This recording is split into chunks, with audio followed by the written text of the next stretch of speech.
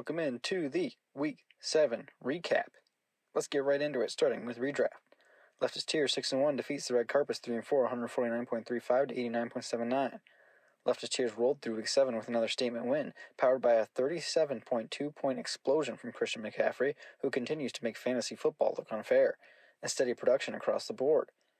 Cam Skadbu chipped in 17.3, while the Bears' defense delivered a shocking 18.9 in a blowout of Atlanta. Even with Justin Jefferson posting a rare single-digit outing, Leftist Tiers coasted to an easy victory and stayed atop the standings. The Red Carpets, meanwhile, couldn't keep pace. Devon Achane's return fizzled in Cleveland's rain-soaked slugfest, Geno Smith barely cleared 2 points, and the receivers combined for just 33 total. Trevor Lawrence was the lone bright spot, but it wasn't nearly enough. It's been a roller-coaster season for the Red Carpets, and this one was a steep drop against the league's most consistent powerhouse.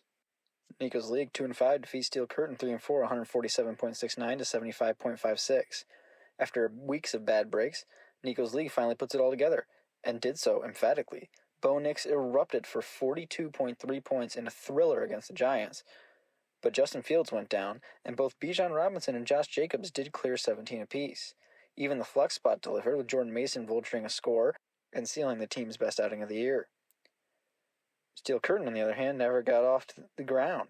Aside from Dak Prescott's respectable 24.6, it was a parade of single digits and goose eggs, including a 0 from Deebo Samuel and negative points from Steelers' defense. The loss dropped Steel Curtain below 500 as their mid-season identity crisis continues. Gumpy Glizzy 6-1 defeats the Soners 3-4, 110.41 to 92.85. Gumpy Glizzies kept the good times rolling in Week 7, overcoming a sluggish start with vintage Joe Flacco performance, who lit up Pittsburgh for 27.98 points. A.J. Brown continued his heater with 26.7, and Travis Kelce locked in with Mahomes again, while the Broncos' defense closed the door. It wasn't flashy, but it was enough to keep the Glizzies firmly in contender tier at 6-1. The Stoners, meanwhile, couldn't overcome a dud from Saquon Barkley and a quiet day from their backfield as a whole. Drake May looked poised in Tennessee, scoring 3 times, but his effort wasn't matched by the rest of the roster. Brian Thomas Jr. and Amon St. Brown gave life early, yet the team stalled late, marking a second straight week under 100 points and leaving the Stoners searching for answers before their playoff push fades. Scoob the Delinquent 5-2 defeats Bills Mafia 1-6, 142.94 to 136.08. This one came down to the wire under the lights of Monday Night Football's doubleheader, as Bills Mafia nearly pulled off an improbable comeback. Trailing by double digits entering the night, they had Jackson Smith and Jigba and Kate Otten chasing down Scoob the Delinquent's duo of Baker Mayfield and Mike Evans. JSN delivered a breakout performance, and Otten chipped in enough to make things tense, but it wasn't quite enough. Scoob the Delinquent held on thanks to Justin Herbert's 30.6 outing and DeAndre Swift's 21.6, surviving despite a quiet day from the Tampa Bay stack. Bills Mafia, meanwhile, got massive efforts from Jahmyr Gibbs and Patrick Mahomes, but fell just short, suffering yet another gut-wrenching loss in what's become a season full of near misses. Washington Rednecks 3-4 defeats, no pun intended, 3-4, 154.77, 153.64. In one of the wildest finishes in league history, the Washington Rednecks escaped with an utterly improbable victory on Monday Night Football. No pun intended, to enter the night needing just 7.94 combined points from Jamison Williams and Kenneth Walker to secure the win, a lock by all normal standards. But the fantasy gods had other plans. Williams barely saw targets, Walker couldn't find running lanes, and together they mustered only 6.8, leaving no pun intended stunned. For the Rednecks, it was a miracle survival act powered by steady excellence across the board. Jalen Hurts' dual-threat brilliance, Chris Olave's bounce back, and a massive 22-point outing from Trey McBride helped. The win snapped a cold streak and will go down as one of the most improbable in recent memory, while no pun intended will be left replaying those final snaps all week. Alright, let's get into the Week 8 redraft power rankings. As always, starting at the bottom at number 10, not moving, Bills Mafia. At number 9, moving down 2 spots, Steel Curtain. At number 8, moving up 1 spot, Washington Rednecks. At number 7, moving down 1 spot, the Stoners. At number 6, moving up 2 spots, Scoob the Delinquent. At number 5, moving down 2 spots, the Red Carpets. At number 4, moving up 1 spot, no pun intended. At number 3, moving up 1 spot, Nico's League. Staying put at number 2 is Gumpy Glizzies, and remaining in the number 1 spot is Leftist Tiers. Our Week 8 redraft game of the week? There is none. It will be the last 50-50 week of the season in Week 8, so plan accordingly for that. We move into Dynasty. Nico's Dream Team 5-2 defeats Touchdown My Pants 2-5, 151.9 and 93.76. Nico's Dream Team rolled to another dominant win, riding a monster outing from Jonathan Taylor and big-time performances from Jackson Smith and Jigba and CeeDee Lamb.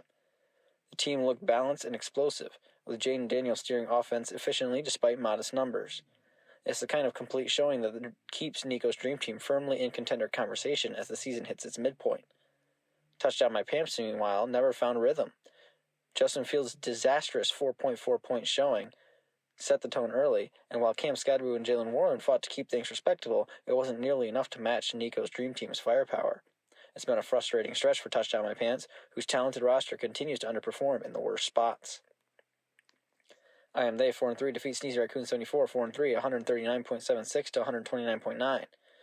I Am They pulled off a statement win in a high-scoring clash, fueled by a late surge from Bo Nix in what might be his fantasy breakout moment, scoring 42.6 points.